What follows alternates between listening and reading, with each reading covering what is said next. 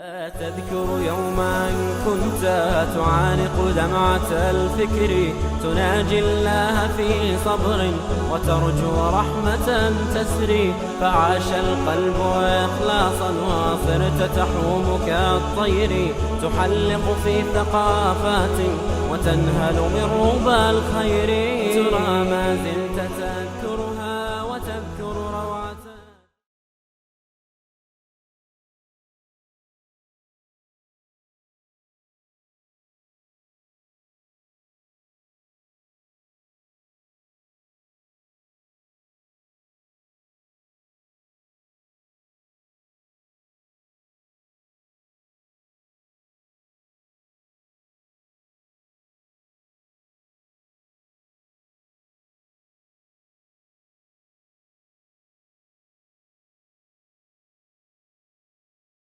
أعوذ بالله من الشيطان الرجيم بسم الله الرحمن الرحيم اللهم صل على سيدنا محمد وعلى آل سيدنا محمد وأصحابه وبارك وسلم أما بعد السلام عليكم ورحمة الله وبركاته, which essentially is a universal greeting whereby we request the Almighty, our Creator, to descend and send His peace and blessings upon each and every one. Welcome to another edition of Sunday Forum, coming to you from the studios based here at the Al-Quds Broadcast Center in Gatesville, Cape Town, South Africa. The Sunday Forum, what is it all about? It's all about interesting topics, current topics, thought-provoking topics, and the issues of the day. And the result is that we unpack all these issues and we do one of two things. We either agree or we agree to disagree. What do we have on the program today? Again, two topics. The first topic is preparing for the inevitable, and the second topic is a very disturbing trend around the world today, the repression of the human spirit, and with particular focus on the American elections coming up on Tuesday and the very tragic events that have taken place in France. We have two great panels to discuss these very, very important issues today. First, the only certainty in life is death. The Law Society of South Africa initiated a very interesting program called National Wills Week.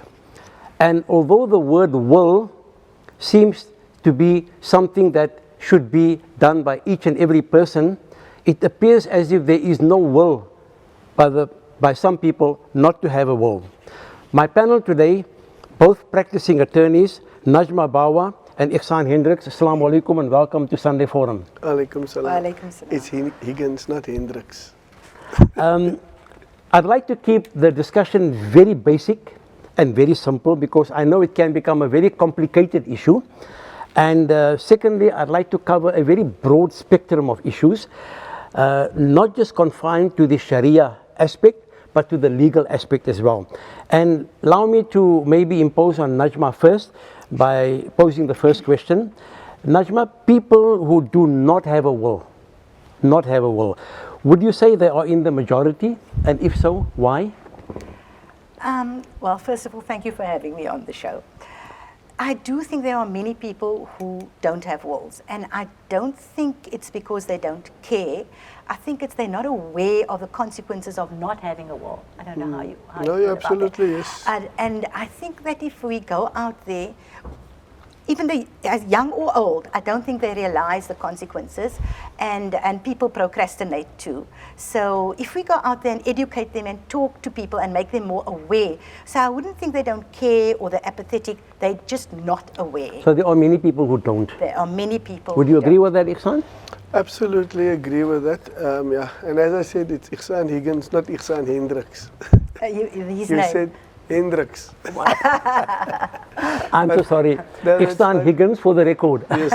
I'm talking to a lawyer. Okay, shukran.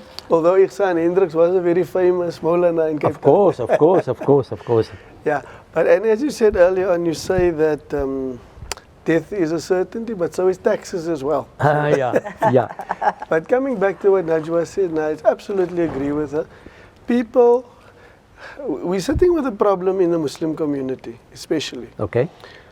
Muslims believe that if they pass on, they don't have to worry about anything because as long as the estate must basically be wound up in accordance with Sharia, which is not the case. If you die in South Africa and you don't have a will, then of course your estate gets wound up in accordance with intestate succession. Right. And that's problematic. Because then of course it's not going to, I mean, and the heirs will generally don't agree with... Excellent. I'm going to come to that just now. Okay. I'm going to come to that just now, right?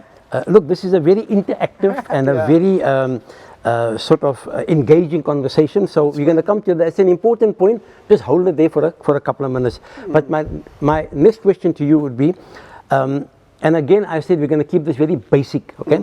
What would the legal age be for a person when that person is able to enter or maybe make out a will? I would say the age of majority in South Africa is 18. 18. And that would be the ideal age. Okay.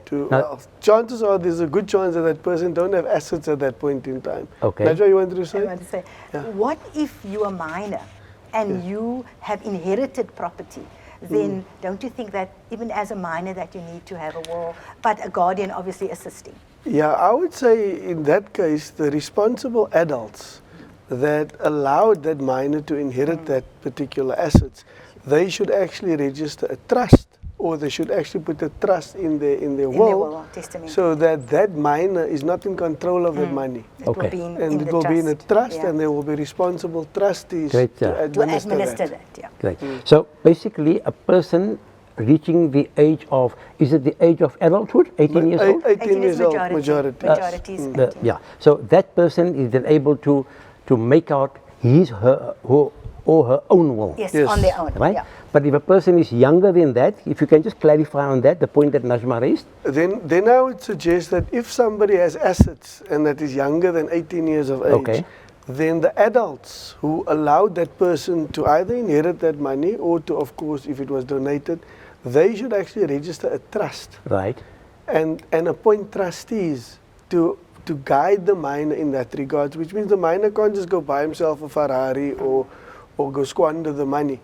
You know, there's guidelines set out in that particular trust document. Okay. So the chances are of a minor making out a will with assets, it's not going to happen. I doubt very much if that is going to happen. It doesn't sound practical. But there are minor children who have assets, and those assets must be put into a trust in terms of the Trust Property Control Act. Okay. And the majors, that's the trustees. Yeah, the majors, the parents, or the aunts, whatever, they must make sure that there's an instrument attaching to that particular assets and that in relationship to the minor. Okay. Najma, should a will be updated regularly? And if so, how often? I wouldn't say updated, I would say reviewed. Reviewed annually, biannually, as you see fit. But I would say as soon as you have acquired more assets, you have to review it immediately. Failing which, if you do not update, no, not review, then you need to amend it. Because if you don't, those assets that you've acquired subsequent to the drafting of your original will devolve interstate if it's not stipulated, or in a new will. Or if in your old will, if you have rest and residue, it would form part of the rest and residue. Yeah, I don't think that it will go interstate, Najwa, and I think that's maybe where the lawyers should be guiding somebody making a will. Because it's never a good idea to stipulate exactly what asset you have, and because you might sell that asset next year. Yes, and then it falls away. It just falls away. So the best would be is to refer to your movable assets and your immovable assets. So in broad terms. Yes. In broad terms, because it will then lessen the need for you to review it every time. And also, if you have rest and residue, it would also form part of that. But of course for Muslims it's slightly different because you have your Quranic heirs who's entitled to their Quranic percentage in accordance with the shares. Sure. So it's not easy to change your heirs, unless of course one of your heirs goes outside of the fold of Islam and then or something like that. All those other issues. Yeah, but I mean that's an issue for another day. But the one thing that I want to drive home, I mean in the short space that we are here, is that there are so many women that fall victim to a pure Quranic heir will. because a woman generally... Sorry, Ihsan, when you say fall victim, can you now I'm please just explain elaborate it. on that? Yes, and I'm going to explain it. I don't know why Najma is smiling, but anyway. Yeah. Now, a lot of times somebody goes on to Makkah and he says, I want the Sharia will, so they write out the Sharia will in the story. So which means if that person dies, that will goes to the MJC or wherever it goes, and they then say, okay, each one gets a percentage. It goes to MJC. So now you have a woman getting 1/8 of the estate. Suddenly, the heirs with the 7/8 say, no, mommy, we want to sell the property. And then she's, Now, what can she do with 1/8? she has to. Okay, I That's what I'm understand saying. now. She falls Victim, I understand fully. I've seen that so many times. So what we have done as lawyers, we've developed into the Sharia will a Roman Dutch construct. And that Roman Dutch construct is one of usufruct, Okay. which makes that woman whose husband has passed on, she maintains a right as the queen of the castle. So she basically keeps that property in the same form that when her husband was alive, she's not depriving the Sharia. Very good point, eh? Excellent point. She isn't. And you don't, and the heirs, the remaining heirs cannot sell that property without her consent. Because that usufruct gives her a real right in that property. Yes, absolutely. So that's what I'm saying. So would it be in a layman's term, a usufruct is like more like a veto power? No. It's a right of use. The right of use and enjoyment of that property. So she would be part owner. She's actually part owner of that property. Okay. And they cannot dispose of it without her consent. Yeah. So what I would say that they shouldn't be disposing of it. Number one, because where is she going to go? Exactly. The reason why her husband left her the usufruct. So she has the right, as Najwa says, to enjoy. Right. She also has the right to rent that place out. Because the owners, the heirs, they have what you call a bare dominium. They can't do anything with that property until she consents or dies. Okay, so her consent is vital. Very, very important. As I've said earlier, they are part owners in their own right. The one is a bare dominium owner, and the other one has the right to use and enjoy. So together, they own that property. One cannot do anything without the other. Well, both, neither can. Yeah. So as I say, she will still be owner of 1/8 only of her 8th, and the others will be the owners of the 7/8. The other but she'll have that right. But the bottom line is, women should not even consent to allow those people to sell that property, because what the alternative now is, she's got, like, they sell the property, say, no, don't worry, mommy, we'll give you your share. No, they say, come stay by us. And then she goes to stay by us, and then tomorrow she has a fight with the daughter-in-law or son-in-law. Those are the practical. And then she's out. I get there so many times. No, we see it all the time. So many times. We see it all so if this program, to my mind, is going to have any value for anybody, then that's something somebody must think about when they do their will. Because the one thing is, you need to protect. If you have a wife, you need to protect that wife, and the children have a duty to protect their mother. Excellent point. Excellent point.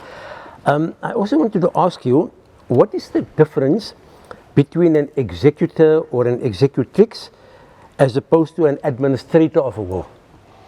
I think Najwa is actually more capable of answering that question, because she is the administrator in many instances. So maybe you must explain that you want me to do it. You can go ahead, I'll add to that. Normally, a person who makes out the will, they nominate an executor.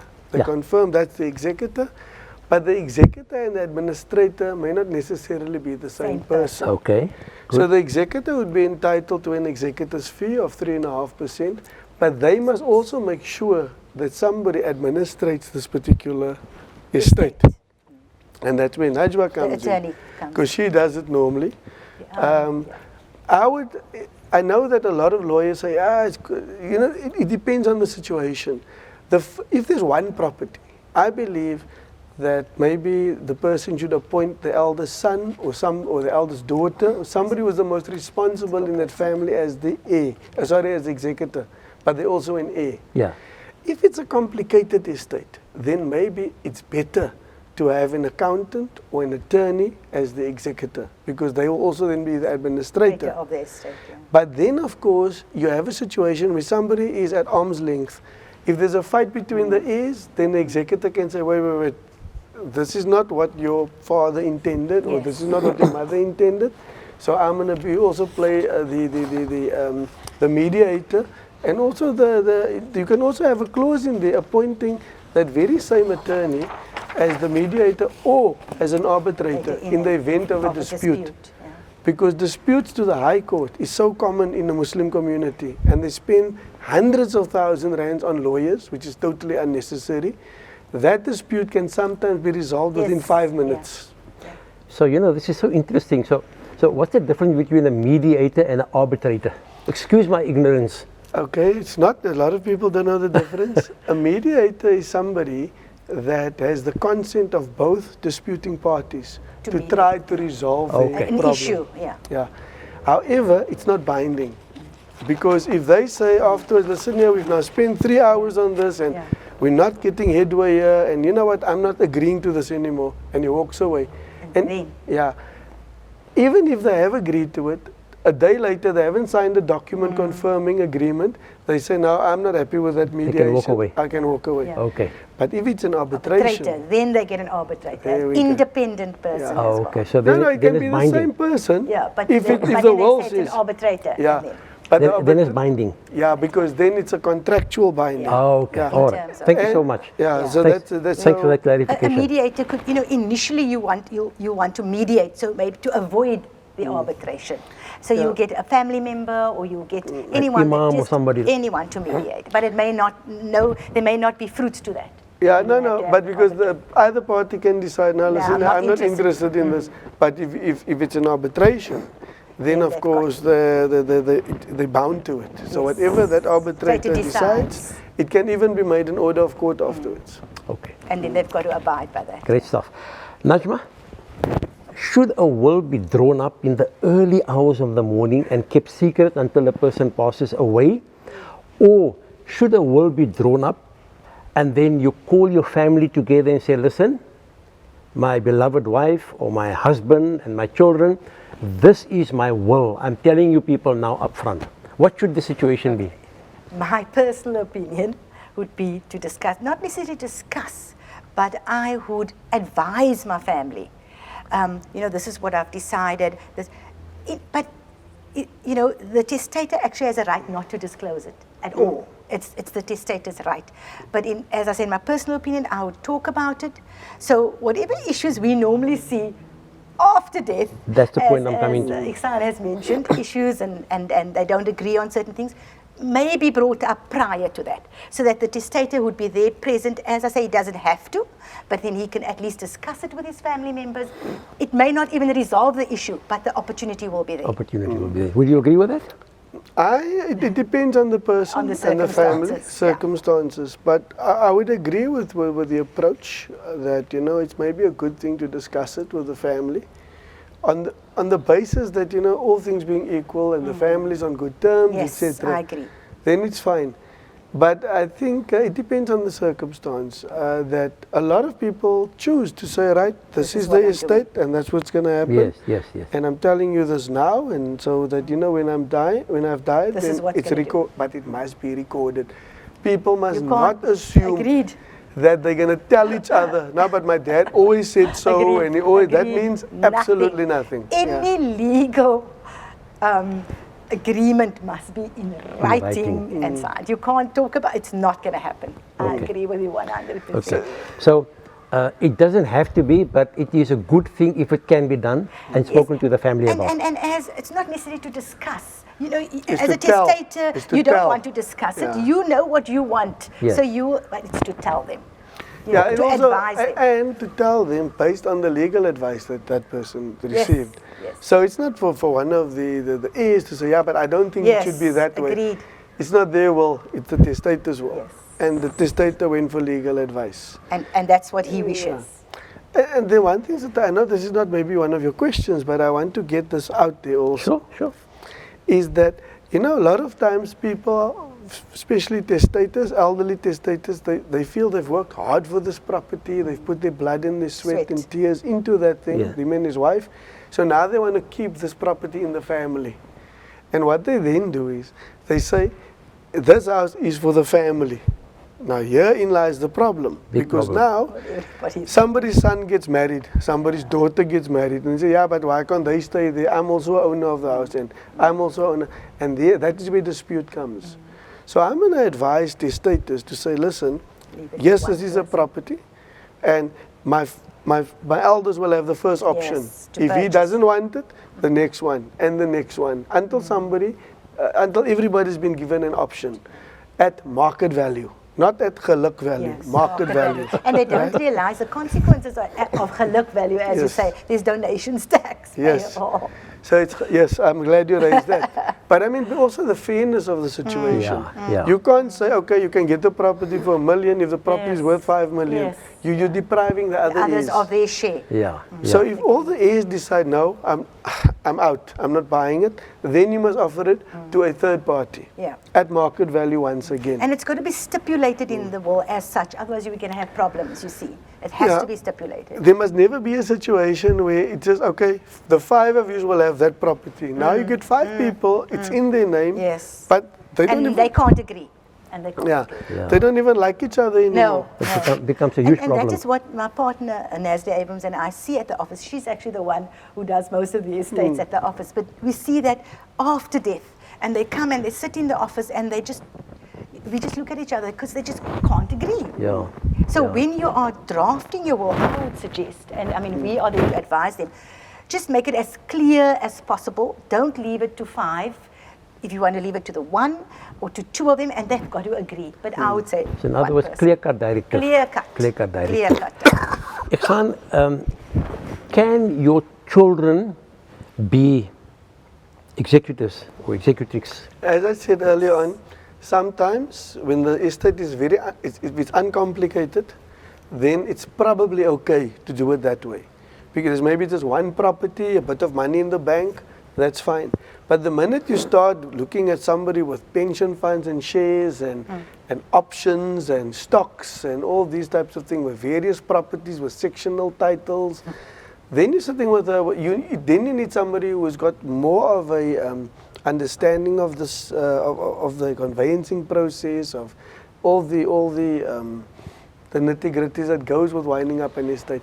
Otherwise, you're going to find that poor executor that's now your son or your daughter, he's going to have to answer to the other heirs all the time. But if you feel that you want to appoint your son or daughter, and it is a big estate, invariably they're still going to go to an attorney. Yeah. So the attorney is there to guide them and to get them all together. But I do agree with you, the siblings are going to look to him. And then he's For going to have expert advice. Yes, not necessarily advice, No. to explain to When them. am I getting my money? Yes. That type of thing. you So, know? so invariably we would call all of them in, but we don't have to. But you tend to, in the situation, we'll tell the executor, just get all your siblings together, let them come in so that we can explain to them. Yeah, and also you have a situation where it's easier to have that separation, whereby then you know your children, their relationships are going to be intact in the future. So rather blame the lawyer. You know, if something goes Which wrong, they do. blame the Which they lawyer. do. Take the lawyer to the law society. Do whatever, but at least there's consequences for anything that Yes. goes wrong. Yes. Okay. I Whereas there won't be consequences to your brother if he drags his feet for Yeah, 5 years. understand. Yeah. And- And that has happened in many cases. Yes, Yeah. yes. That is yes. happening. So at least you can keep somebody accountable. Yeah. So that's what I'm saying. If somebody drafts their will, you know, these are all the things they must we need take to into talk about. account, and they must talk about it. And but most importantly, the overall thought that must occur to that particular testator: how am I going to keep my family happy, Happy. and Yeah. harmonious Okay. in the event of my death? Very good But point. that is why the question that you raised earlier, Yeah. I would personally discuss or not discuss, talk to them about it, or advise them. This is what I intend to do, so Inform that them. inform them, so that if there are any, if they want to disagree or they want to ask any questions, you're right there to answer. Yeah. Yeah. So I Najma? think, yeah. So now we come to a very important question, because I'm sure a lot of people would be expecting this question. What is the basic difference between a so-called legal will and a Sharia will? Okay. Do you want me to go in? Okay, I can start. You can. A legal will in South Africa, you have a certain, your will needs to meet certain requirements, am I right? So to be a legal will, to be accepted by the master, it needs to have certain requirements. Whereas Sharia, in Arabic it means law. So to have, you can distribute your assets in terms of Sharia and insert that in your will.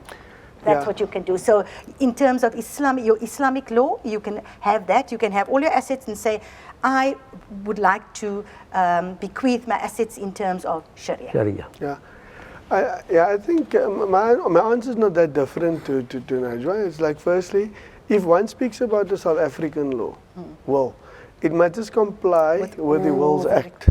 It's an act that basically gives you all the requirements. It must be done in writing. It must be signed before two witnesses and all that. They must be competent, and your testator must be competent, and all of that. And they give you even what must the spacing be between signatures and all that. So there's a whole lot of compliances in terms of the Wills Act.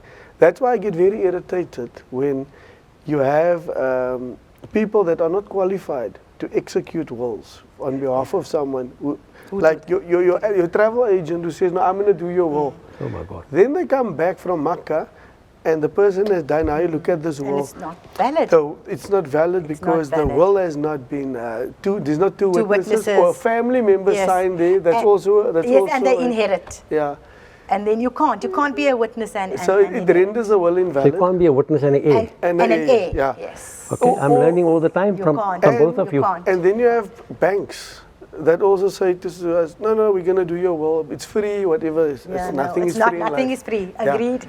So then when you look at this will, you see that there has been, it's a pro forma document that has been filled out.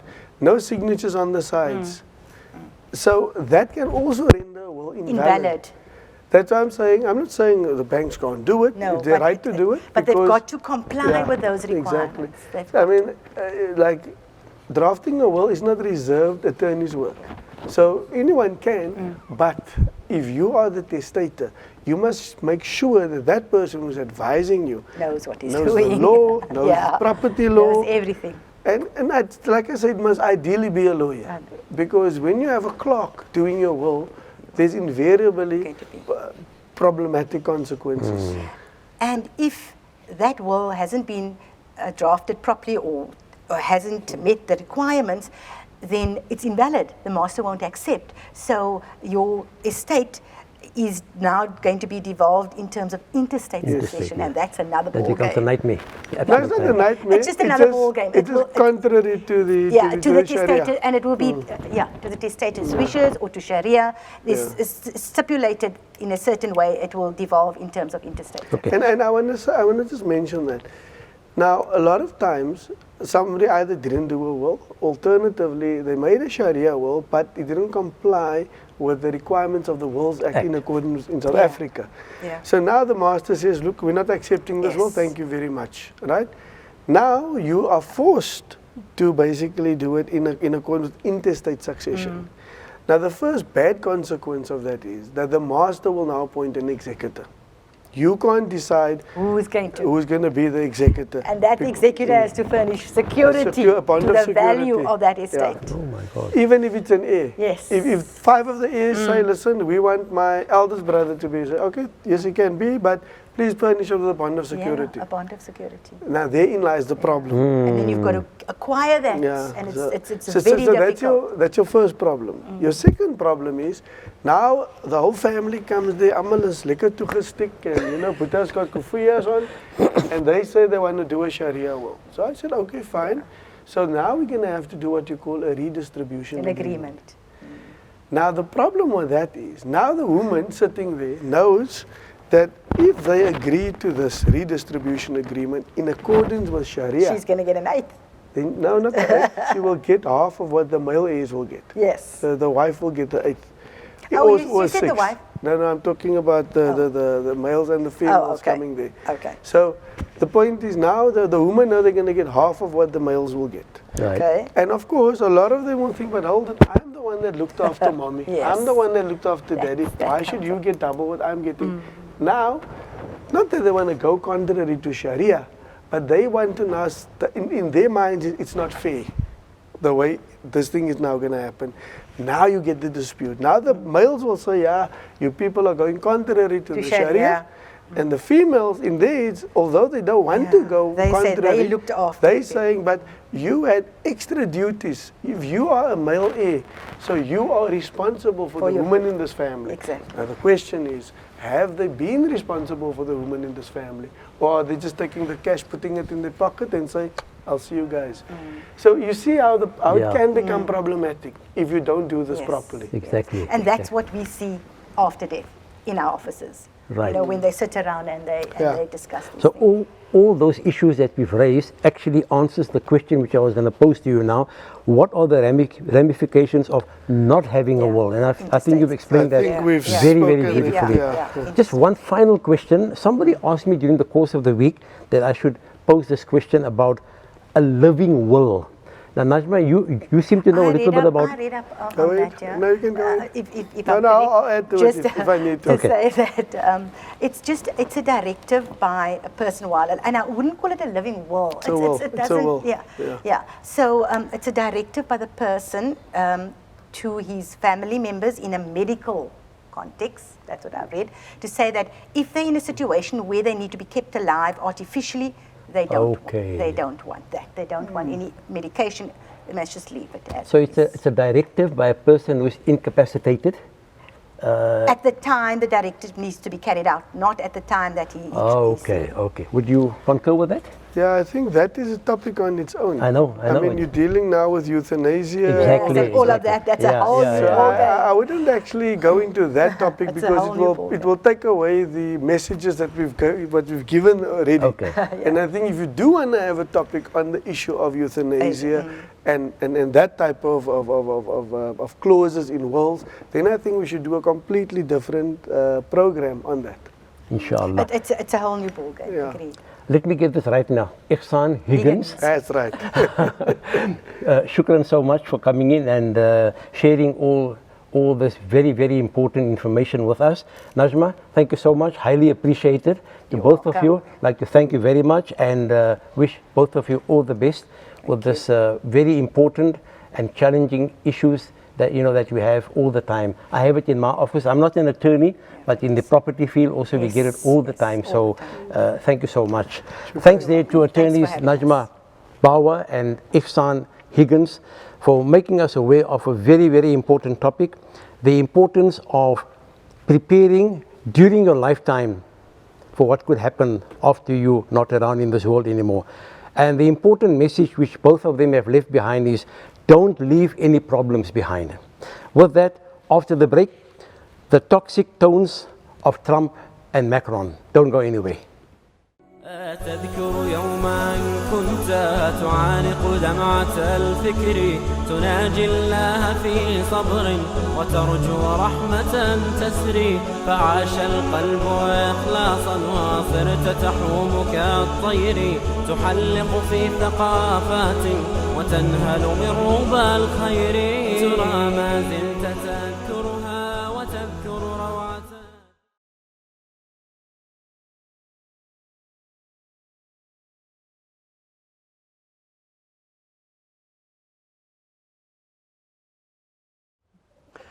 Assalamu alaikum. Welcome to the second segment of Sunday Forum. The world has two international flashpoints at the moment.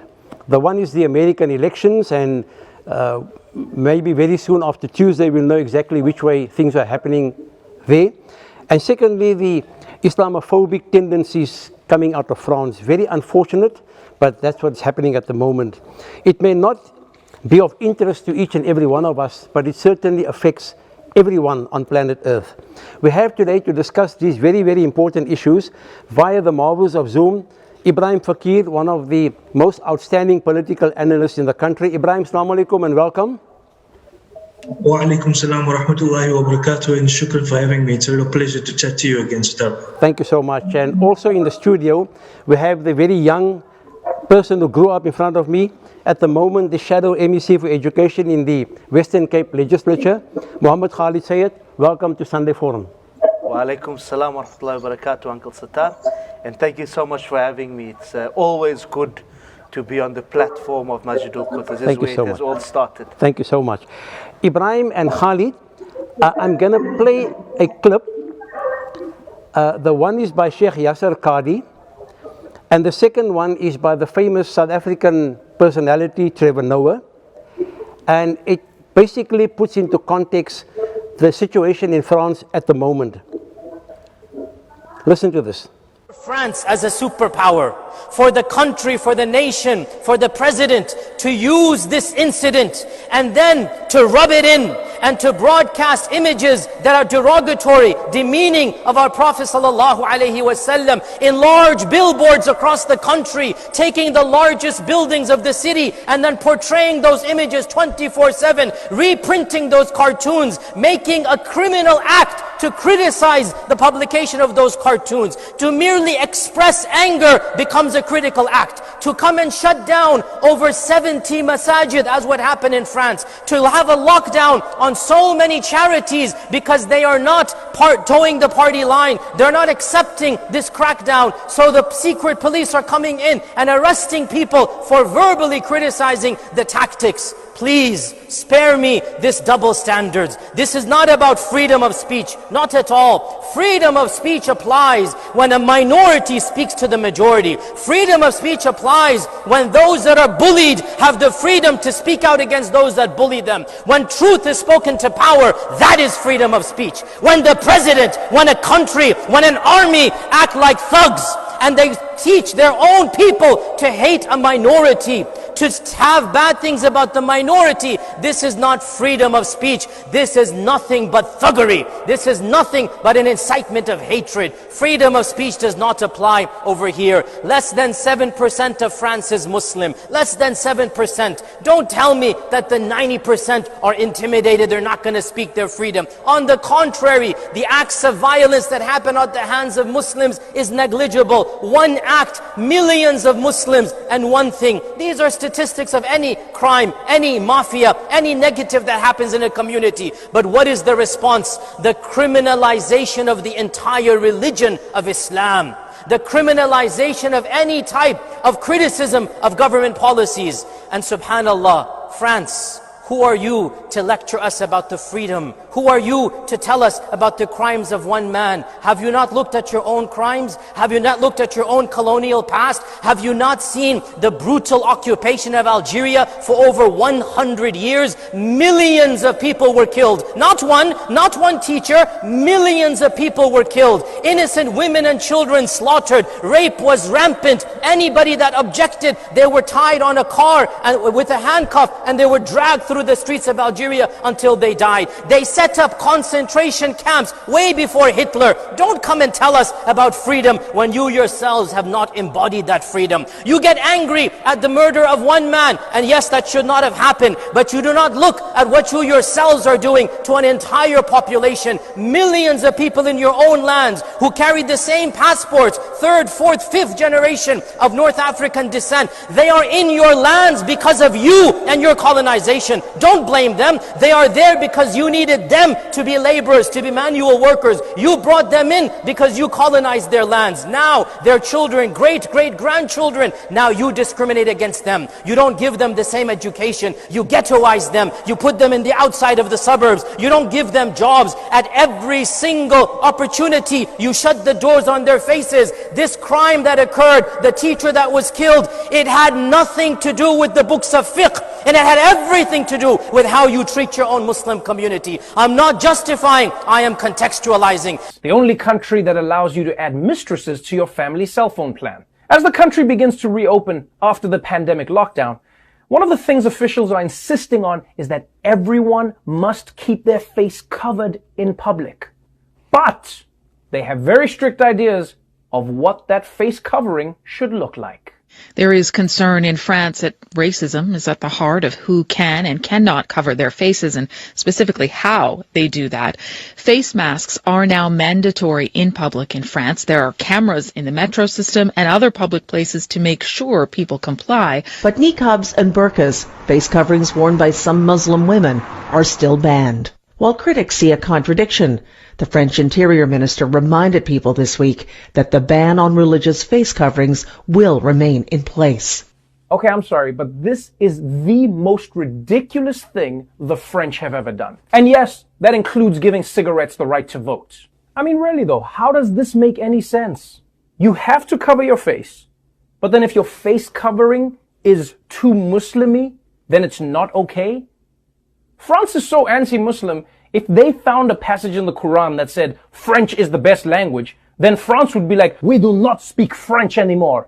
From now on, we will only be speaking English. S'il vous plaît. So, Ibrahim and Khalid, those two clips, the one is a spiritual perspective by Sheikh Yasser Qadi, and the second is a more secular type of perspective by the famous poet, the famous comedian Trevor Noah. Ibrahim Faqih, can I maybe pose the first question to you? Is there a concerted international conspiracy to play the Islamophobic tune to a growing tide of nationalism in the world? Absolutely, and you made a small slip there. Some people might say that comedy is in fact poetry, and perhaps there's some truth to that. But the reality is, look, whether the perspective is spiritual or, as we've heard from Trevor Noah, it's secular, the message is the same, that there is a major contradiction in the way in which the Western world, and we can still call it that, is literally, I think, entering a period of darkness, and one doesn't want to be so crazy as to call it the Dark Ages, but it's approximating that, in a sense that the idea of cosmopolitanism, the idea of inclusivity, the idea of a conversation or an engagement between different cultures, between different belief systems, between different knowledge systems is starting to close off, and there's a narrowing, and there's a closing off of the space. But other than the closing off of the space, the narrowness is just premised on such a crude understanding of what European identity and what European or Western belief systems are about. So they ignore the continuity of the Abrahamic traditions. They continue to ignore the tradition of monotheism. They continue to ignore the epistemological, basically the knowledge base from which all of these belief systems spring. And the way in which they do this crudity is that they would accept that they wish to understand Islam as a foreign system, as something that is incompatible with and in contradiction to what they generally believe, when in fact it does not. But more importantly, they then say another aspect of this tradition, Judaism, for example, deserves special privilege. What they do is a sleight of hand trick, in that they conflate the idea of Judaism, the religion, the monotheistic religion, with good ethics, with fundamental morals, with a political system of Zionism. And in that conflation, they privilege the Zionist aspects, but conflate it by pretending as if they're protecting Judaism. So what do? They then say a Jewish woman or a Catholic woman or a Christian woman in general is able to cover her hair, but a Muslim woman is not able to do so.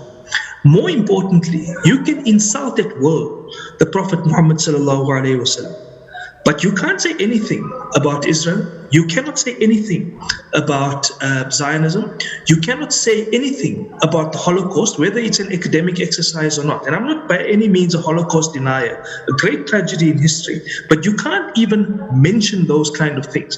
But when it comes to Islam, it's fair game. Then they want you to integrate, because you must integrate on their terms.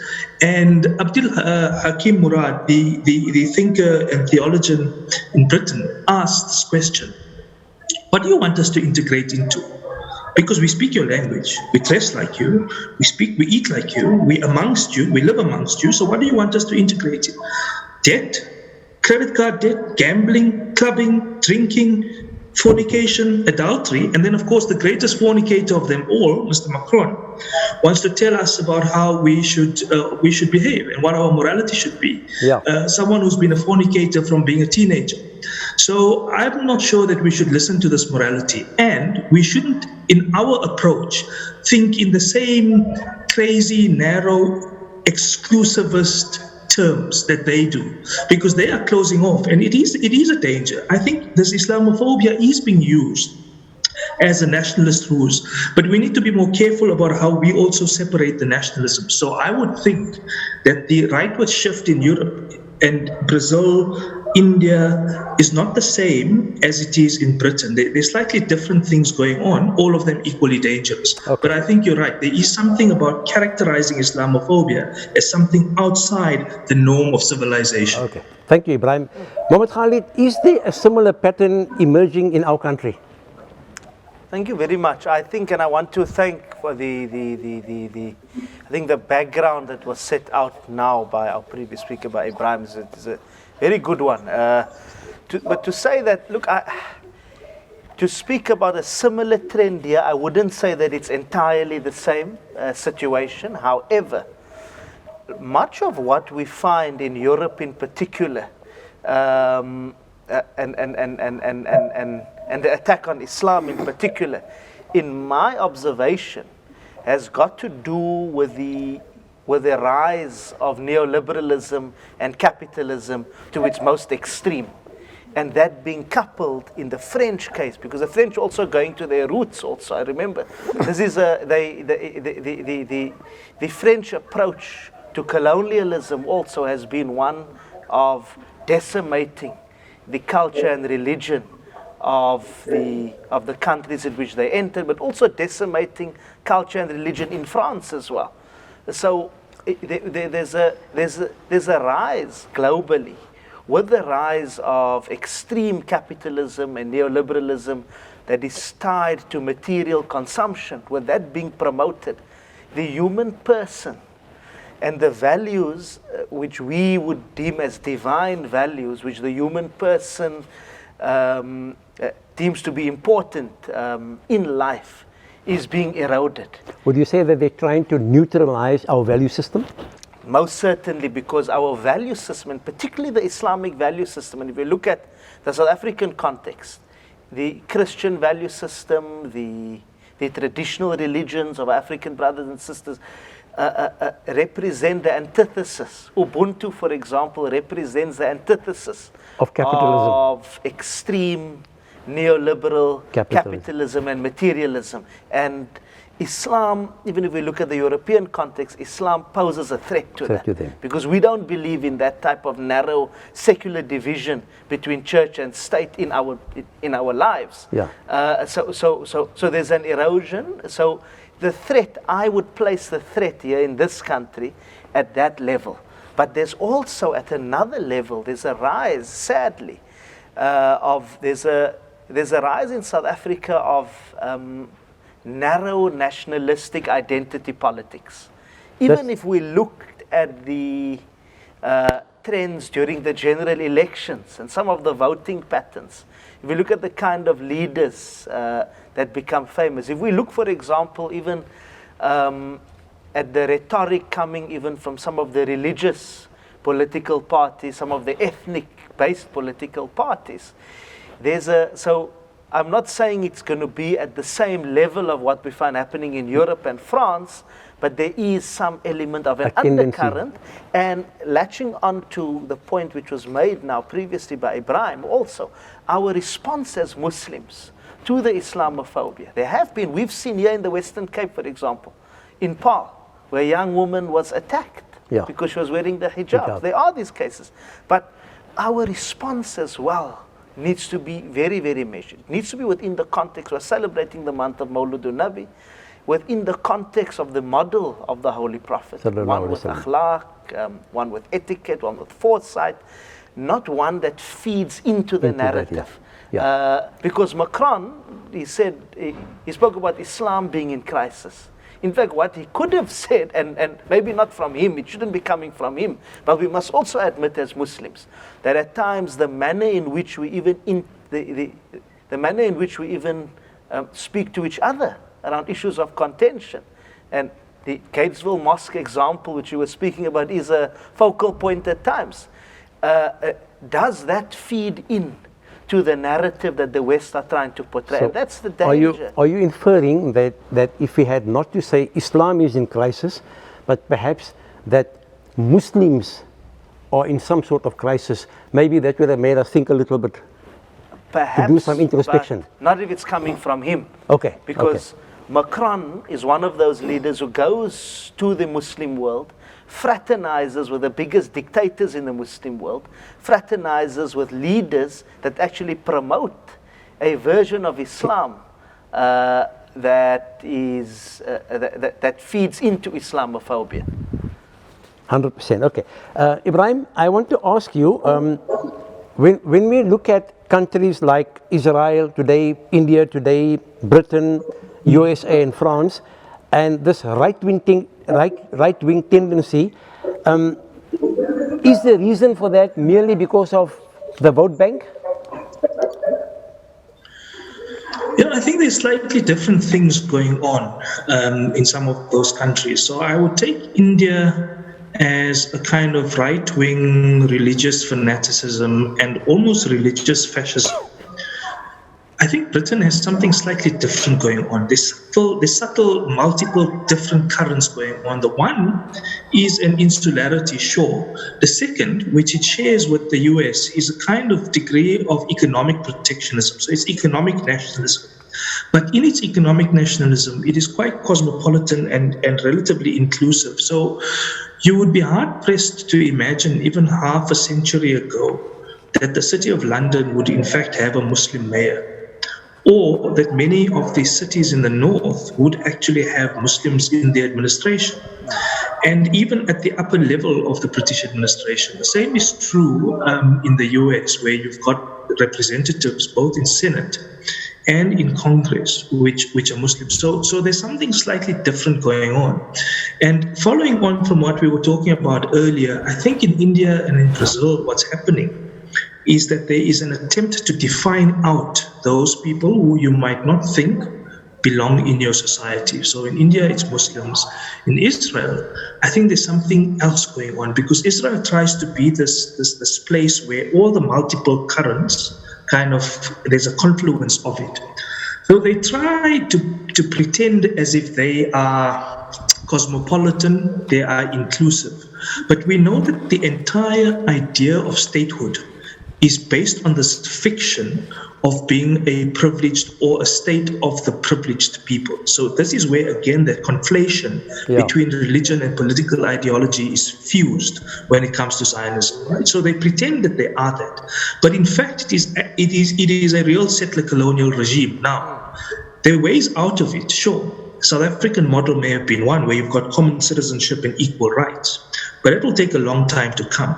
But if you take what's happening in the world, the impacts on us in South Africa are also being felt, because we constantly have this debate, even though our constitution has settled the idea of who's included and who's excluded.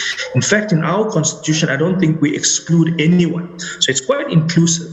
But our political rhetoric, as Khalid has pointed out, has sometimes bordered on this approach to nationalism, which defines out a set of people who ordinarily we think are included. So now it's becoming even narrower, because people want to start defining who's black and who's not black. And then you start reaching hierarchies of oppression.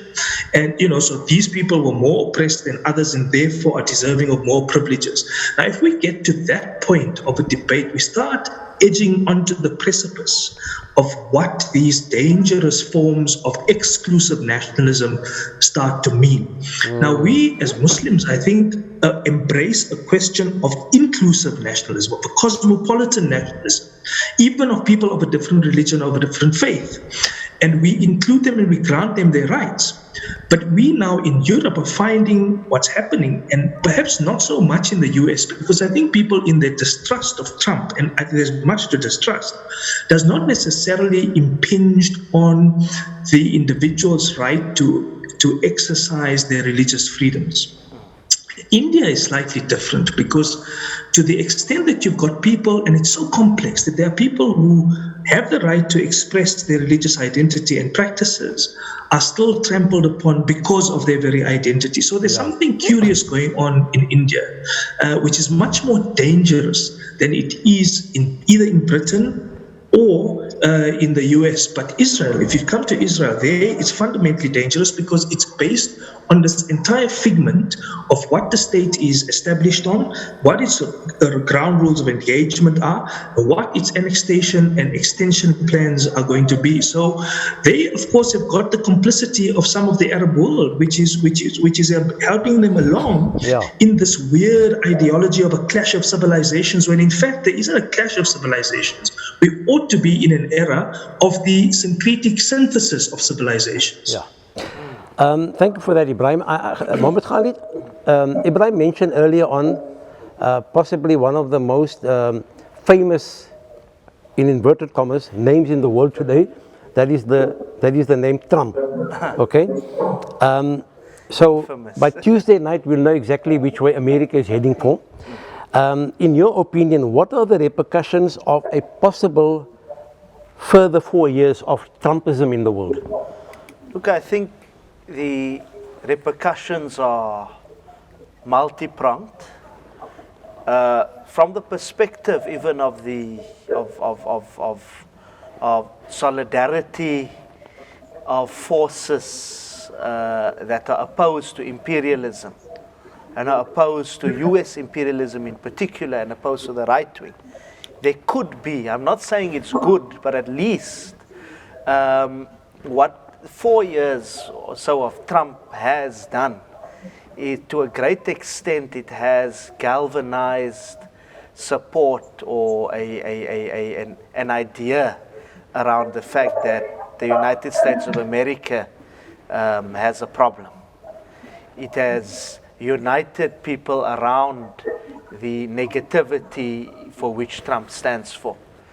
Because in my view, Trump represents at a very crass level what the US political establishment has been standing for, even during the period of the Democrats. Yes.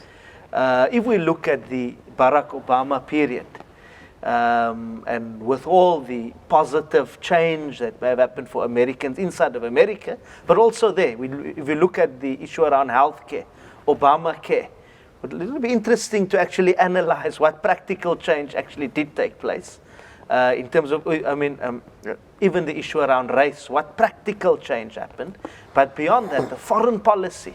So there was this atmosphere of saying, no, here we've got the US administration that talks to the rest of the world, that respects Islam, and Muslims got excited. I remember after Barack Obama's first famous speech in Cairo, Muslims were excited.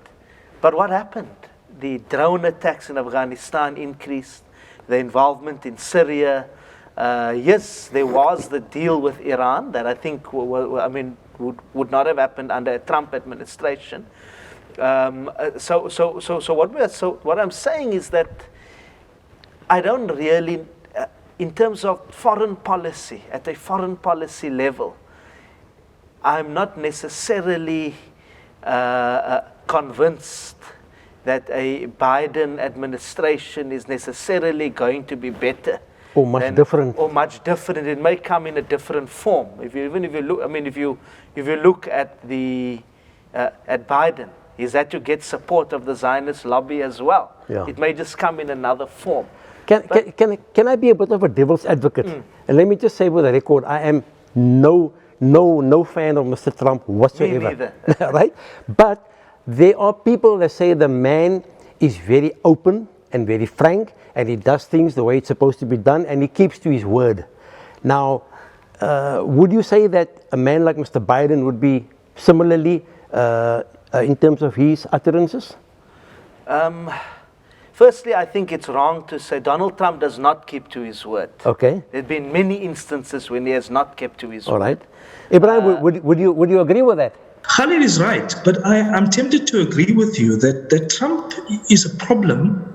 He doesn't keep to his word. That's true. But he's more of a buffoon rather than a sophisticated, creepy person who like Obama and who like Biden might be. There's the air of sophistication and cosmopolitanism, but actually at the heart of it, it's purely a naked pursuit of American interests. So Khalid is right. I think structurally, you're going to be faced with the America that we've always known.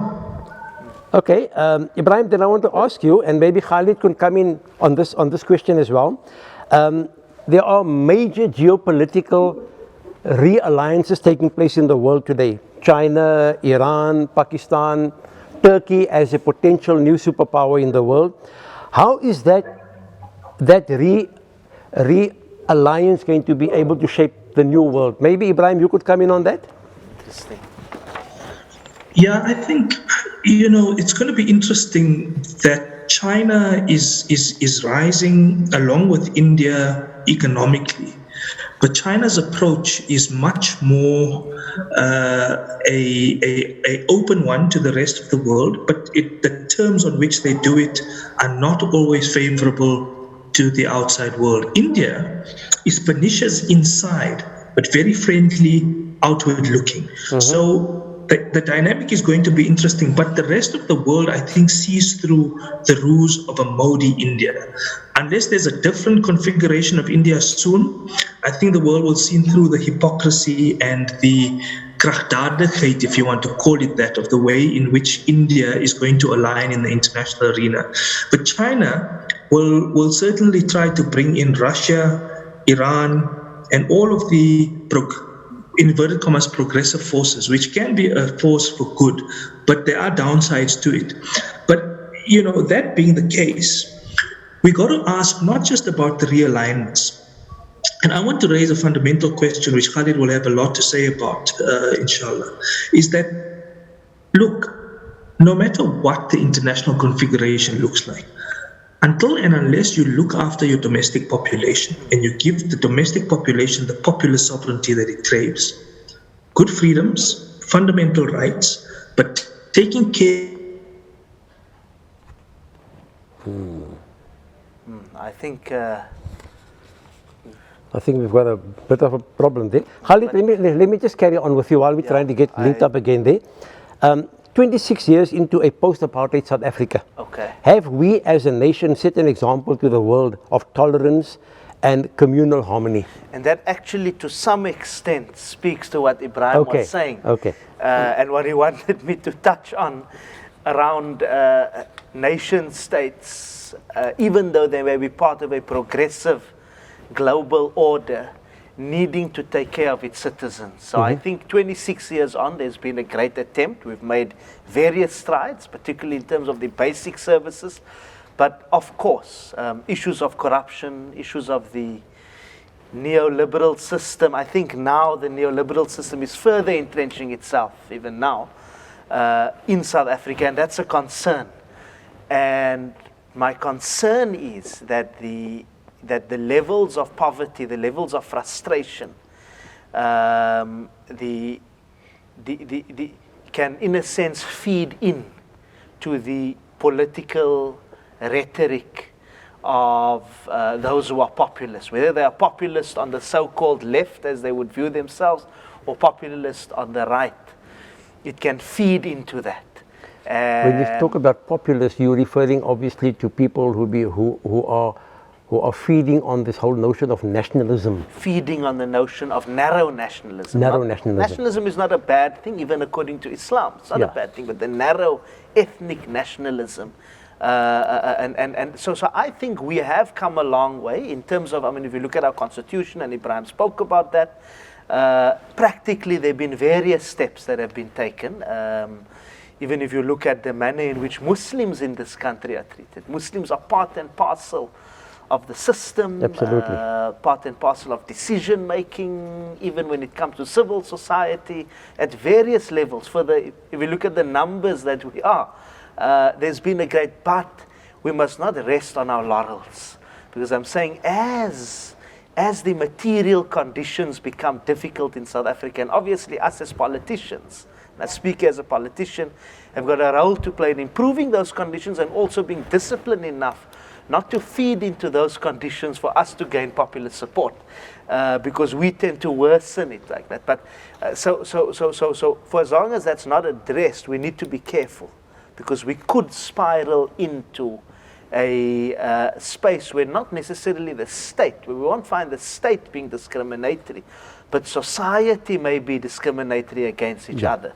Then I want to just latch on that point, taking it a bit further in terms of, and you represent the up and coming young people in our community. And Mohammed Khalid, let me say we are very proud of people like yourself. Shukran. Okay, so how do you see the young people that you engage with and their vision of trying to avoid the type of pitfalls that America and Britain and France finds itself in today?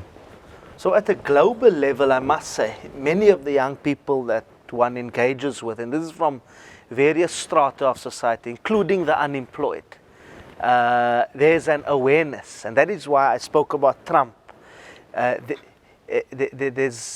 There's an awareness of the dangers of global imperialism and the right-wing project. There's an awareness of that because Trump has actually made it very naked.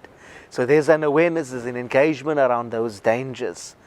But where one is concerned, and there's a discussion, I think what's happening here, which is very positive amongst the youth, is there's a rise in civil society activism amongst many young people, whether it be at the level of governance or even in mosques or even in communities. There is a stimulus of that interest. However, one concern that one does note is that there is a rise even within the context of the activism and the interest around civic matters. Many a times arguments are packaged in narrow ethnic ways. It seems as if we are starting to return. If you look at the discourse around the farm killings, for example. Yes. If you look at the discourse even around crime, around criminality. Even if you look, and sadly we are in the Muslim community, if you look at the manner in which many young people sadly are engaging around issues of GBV, around issues of diversity, diverse opinions within the Muslim community, unfortunately, there seems to be a lack of awareness of the kind of narrow nationalistic trend that we find outside. There seems to be a lack of awareness of it actually filtering here. So there's an awareness of it being there and it being bad there. But it's not bad at home. It's not bad at home. There seems to be a bit of an inability to understand the linkage and the similarity. So there's a dichotomy between wanting to be perceived as progressive outside. But extremist inside. Certainly, and in fact, the danger is, and we're talking about Islamophobia and the manner in which there's discrimination against Islam, we're talking about Macron and others and Trump. The concern that one tends to have, particularly in the youth circles and Muslim youth circles that one gets, and even at times even in Christian youth circles when you interact, is that whilst we are looking at that, we must not as Muslims and as religious communities get into a false sense of comfort that no, here's the enemy, here's Islamophobia, and that there's nothing for us to critically engage on the way in which we actually approach things, as I said at the beginning. Thank you so much. Mohammed Khalid, thank you very, very much for coming in today to the studios here. Your contribution has been highly, highly appreciated. Just a pity that we lost Ibrahim Faqih. We learned a lot from Ibrahim. We learned a lot, and we always learn a lot from him. We always learn a lot from him. Like I said, he's one of the most sought after political analysts in our country. And whenever we rely upon him, he's been down at the mosque here. On a couple of occasions, he did a Jummah khutbah for us about 2 years ago. And we can always rely upon him to give us a lot of his expert advice. So, yeah, some very, very great insights there by Mohammed Khalid, Sayyid, as well as Ibrahim Faqih on the whole question of the very unforeseen and very unsavory situation taking place in France and the elections taking place on Tuesday in America. Thank you so much there to Ibrahim Faqih. Apologies for the bit of a technical glitch that we had there, and Mohammed Khalid Sayed for a very insightful discussion on what's happening in the world today, particularly in America as well as France. Very unfortunate events taking place there. And before we bring the curtains down, let me once again thank Siraj Parker, Samir Parker, Anwar Umar Rumane, JJ Abdurrahman, Ishtiaq Badruddin, and our young Hafiz Bilal Mahdi for the technical duties that they so very beautifully carry out on every program. Special thanks to all the participants on today's program. Note of appreciation to Roses for stage decor and Nisa Gaibi for the beautiful artwork. Until we meet again, once again in 2 weeks' time, that's Sunday the 15th of November, from the entire team here and myself, Sattar Parker, we bid you Assalamu alaikum wa rahmatullahi wa barakatuh. تذكر يوما كنت تعانق دمعة الفكر تناجي الله في صبر وترجو رحمة تسري فعاش القلب إخلاصا وصرت تحوم كالطير تحلق في ثقافات وتنهل من ربى الخير ترى ما زلت